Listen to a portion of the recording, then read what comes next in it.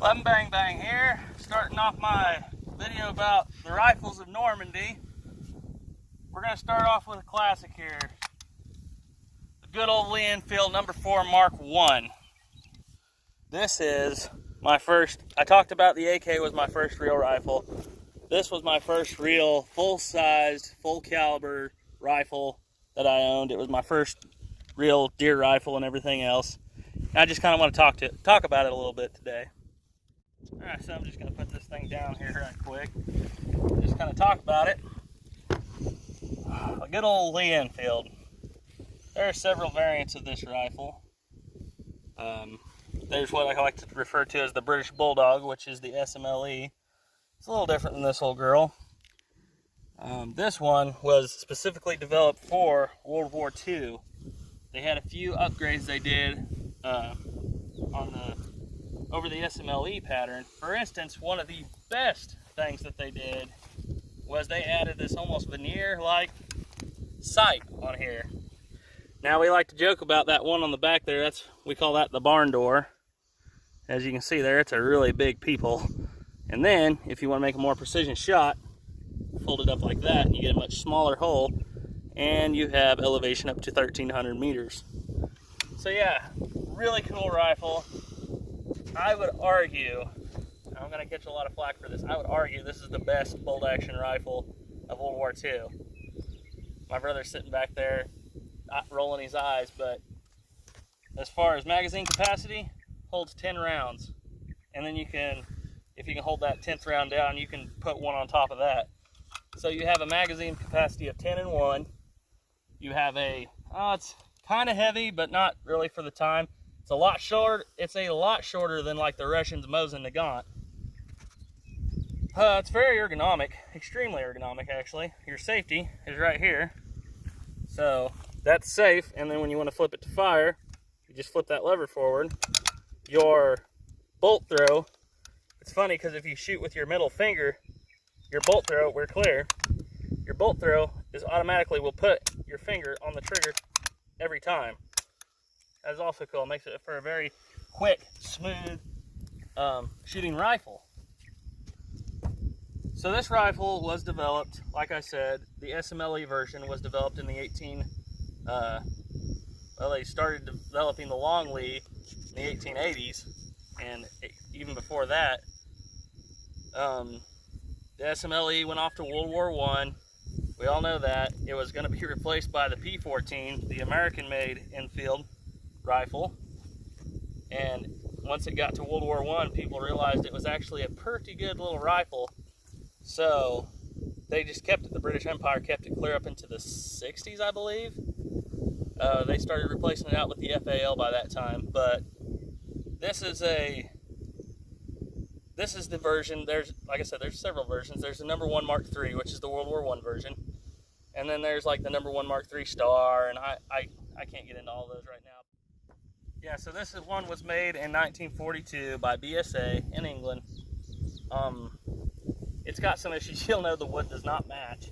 This is actually a number 4 Mark II forearm, because you cannot hardly find a number 4 Mark I forearm for under 200 bucks.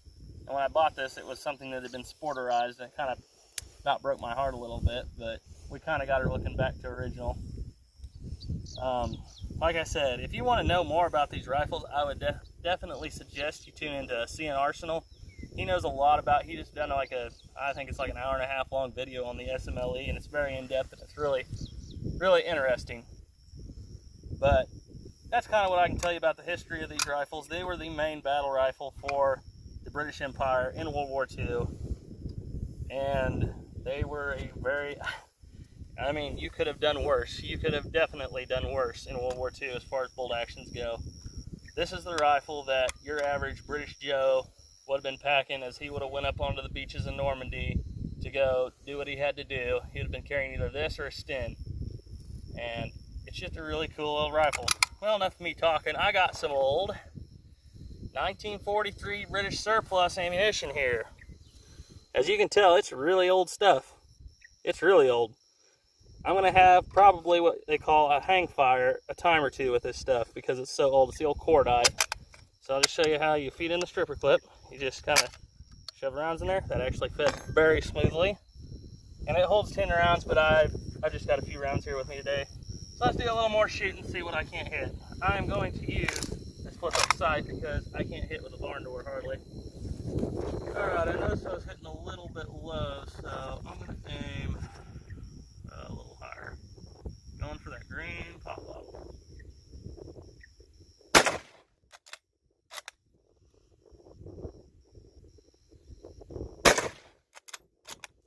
That pop bottle up there does not have any water in it, I don't think, so yeah, rounds are probably going right through it. This pop bottle right here is full of dirt. Let's see if I can hit it. Yeah, made a nice little poof. A little cracked inner plate. And I'm out of ammunition. I can feel that difference. So if you can't tell, this is one of my better shooting rifles that I can hit with. Now, I didn't bring it with me. I will definitely do it for the Normandy video, the June 6th video. But I got what's called a pig sticker bayonet. Now, the British, by the time they were pumping these things out, one of the main reasons they went to this design was, like I said, you have better ergonomics. Your sights are much better, much improved sights. Your disassembly is almost child's play. You just push this button, pull your bolt back. Here, I'll get a close-up of that. This thing is dirty as all get out. We've been shooting it. It's been riding in the truck. You pull your bolt back, push down on this button right here, pull back, flip up, and your bolt pops right out. And then to put your bolt back in, kind of the same process. You just push down on the bolt head, and you are good to go. Very cool little rifles. Very cool. But like I was saying, so I don't have it for this video here, but when we do the June 6th video, this thing's going to be all cleaned up. We'll get some close-ups of it. We'll get it all cleaned up really good and pretty. And I got what's called a pig sticker bayonet. What it is it's a socket bayonet. It fits on the end of this barrel. And the British were running out of money, so they didn't even have the whole knife blades. They stopped making those, and they went with literally just a sharpened piece of steel, and they called it the pig sticker. Alright, so now I'm going to talk about some other things I got here. I got this nice little sling here. That's an original 1944 air sling. Really nice. Some other things I was going to talk about. Oh yeah. So, there is one thing about these rifles, and I'm going to show you right here, that is not very fun. So, you can get what is called rim lock. Let me show you what rim lock is. I'm going to stack these rims in there. So they will, okay, yeah. So that's going to simulate, here we go, we got a rim lock. So if you can tell by looking in there, we got one rim behind the other. And when you go to cock it, we're locked up. Now that is definitely an issue. However, it can be resolved fairly easily by taking out your magazine and stacking your rim like that. Pretty easy fix. Something I would not want to do on the battlefield, but it can be done relatively easily. Alright, so another thing I was going to talk about, an advantage to this rifle, if you ask me. Some people might disagree, but this rifle has something known as cock on close. Now, if I had another bolt action, I'd show you. Most Mauser style actions, Mosin Nagant, Arisaka, well, not the Arisaka, but most other bolt actions, when you cock them, you'll open the bolt and you'll see the piece, the cocking piece, come to the rear, and then it makes for a very easy. You can close it really easily, but it's kind of hard to beat your bolt handle open to get it to open up. I'm going to show you how this whole cock on open versus cock on close works. Usually what you'll do with like a Mauser style action is you'll have to beat your bolt handle open, and your bolt will come open and it'll cock at the same time, and then when you go to close it, it just closes right up. On this one, you'll see it opens up very easily, comes back, and then when you go to cock it, you hit this little wall right here. You push through, and you'll see there it's spring-loaded, and actually if it's cocked, you can pull it back, and it'll shoot itself back. Some people are under the inclination that, oh, it's a spring-loaded bolt, that's why it's so fast, because you can just do that, and it opens itself up. No, because once you have fired this thing, see the cocking piece is down. Once you have fired it, it's no longer spring-loaded because it's uncocked. It only does that if it's cocked. So, yeah, that's kind of a cool feature. If you ask me, I really like the cock on open better than cock on close for just going out and shooting. Now, if I was going to be more into the accuracy thing, I would probably be more inclined to be shooting a cock on close or cock on open rifle. But so yeah, that's just kind of some of the pros and cons of this little rifle. Now I just want to do one more thing before we're done with this video, and that's going to be, how does it stack up against the competition?